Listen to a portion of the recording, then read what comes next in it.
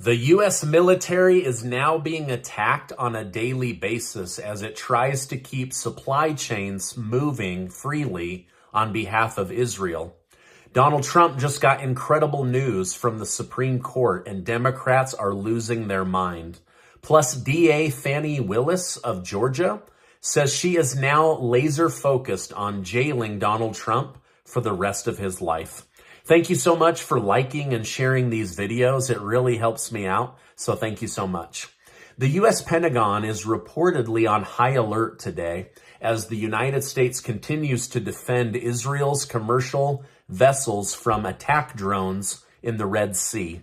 The problem becomes apparent when you realize that America is spending $1 million per missile to destroy drones used by the Houthis that cost around $2,000. So far, at least 38 drones have been shot down, which means we traded $38 million for $76,000. Former U.S. defense official Mick Mulroy commented on the situation, stating, "Even if we do shoot down their incoming missiles and drones, it's in their favor. We, the U.S., need to start looking at systems that can defeat these that are more in line with the costs that they are expending to attack us." Now, that likely won't happen because Washington, D.C. and the military-industrial complex are now addicted to all of that free taxpayer money, so they're not going to really do anything about it, but they should, is the point. Now, drones are quickly becoming one of the most popular weapons in modern-day warfare. Even Ukrainian President Volodymyr Zelensky has just doubled down on their value, claiming he wishes to build 1 million suicide drones next year. These drones, which can cost as little as $400, have been known to destroy multi-million-dollar tanks, air systems, jets. Zelensky is quite literally printing money by making these attack drones a priority for his army. Back in the United States, U.S. Secretary of State Antony Blinken has bashed the world for failing to condemn Hamas by only pressuring the victims, Israel, to surrender in the war. He stated, "I hear virtually no one demanding of Hamas that it stop hiding behind civilians, that it lay down its arms, that it surrender. This is over tomorrow if Hamas does that." So he brings up a really good point. Everyone keeps saying that Israel is to blame for this war after being attacked by Hamas, but Hamas continues to attack Israel and use their own citizens as human shields. Rock musician Kid Rock, who initially popularized the boycott against Bud Light, has just stated that the boycott is over. Rock stated, "I'm pretty sure they got the message. Do I agree with what they did? F no. And we held their heads underwater for quite some time and we hurt them. But, you know, I'm not someone to keep punching somebody when they're down, when there's a whole lot more companies deserving of this treatment." So the boycott against transgenders promoting American beer is over, and he wants to focus on other companies going forward. Let me know your thoughts on that. Is that the right move? Should companies be more careful? Let me know your thoughts down below. Now, yesterday, Senator John Fetterman of Pennsylvania pressured the Biden administration to block the sale of U.S. steel from being purchased for $15 billion by a foreign Japanese company. In Fetterman's letter to Treasury Secretary Janet Yellen, he stated, "The approval would be a mistake because it would make a foreign-owned company a central part of American steel industry, as well as a major employer in the United States of America." Now, National Economic Advisor Lael Brainerd spoke with President Biden and already responded to the concern. Despite claiming that Biden welcomed foreign investment, Biden ultimately decided the acquisition must undergo serious scrutiny before it can be processed. The statement from Brainerd read, "Biden believes the purchase of this iconic American-owned company by a foreign entity, even one from a close ally, appears to deserve serious scrutiny in terms of its potential impact on national security and supply chain reliability." Now, do you guys remember when China bought Smithfield pork?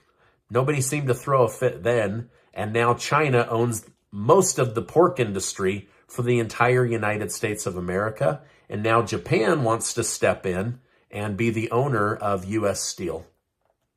Now, speaking of national security, illegal immigrants are now being given asylum hearings 10 years from now. That means that they can come to the border and be taken care of on hard-earned American taxpayer dollars for 10 years and then given a taxpayer-funded attorney in order to stay in the country.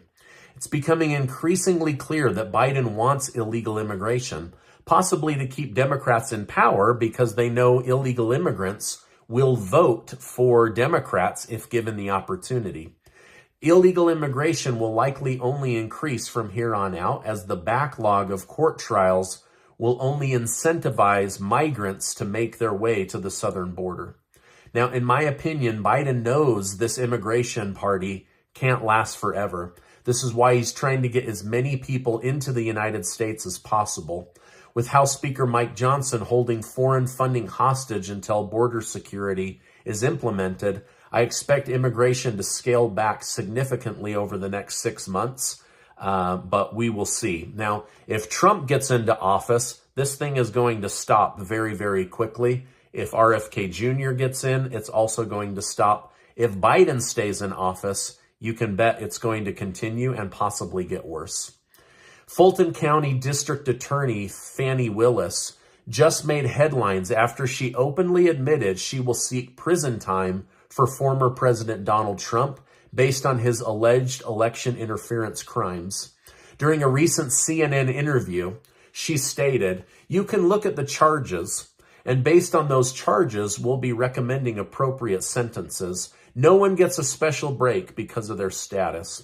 While Willis clearly wants to see Trump behind bars, she admitted this won't happen anytime soon because the judicial process takes such a long time. And special counsel Jack Smith, he's also learning this harsh reality because the Supreme Court just denied his request to expedite consideration of Trump's presidential immunity defense. So this is a huge win for Donald Trump. They were likely going to side with him anyway, but the media and Democrats had you believing that they were going to side with Jack Smith and that Trump would immediately be thrown in jail. Trump's team was happy with the Supreme Court's decision, as they argued this decision is too important to be rushed. Because a president has never been prosecuted for alleged crimes while in office, it looks like this case could take longer than Jack Smith wants. Now, remember, Richard Nixon got into office, but when he left, they pardoned him and everybody moved on and he just left politics. But that's not what's going to happen with Donald Trump. They have such horrible Trump derangement syndrome that if he's not jailed for the rest of his adult life, how could they live with themselves? All right, now the Supreme Court was able to punt this matter for now, but I don't think they'll be able to punt the case of all of these states seeking to remove Donald Trump from their presidential state ballots. They are likely going to have to make a ruling on this, even if they don't want to. Up north, Canada's Prime Minister, Justin Trudeau, is now inviting extended families of people from Palestine to come and live in Canada. I understand his motivations. Everybody wants to be kind, but they're not going to be looking for any kind of terrorist connections, which could be dangerous for the United States, for Canada, and the rest of the world. I know they want to be kind, right? Everybody wants to be kind. But even the president of Egypt, who's been highly critical of Israel, is not taking anyone in from Palestine because they don't want the connection to terrorism coming into their country. Now, before you go, I want to remind you that you are amazing. Thank you so much for stopping by. Make sure to give this video a like. It helps get it out to the algorithm, and I would really appreciate that. Check out this super important video before you sign off, and I will see you on the next video.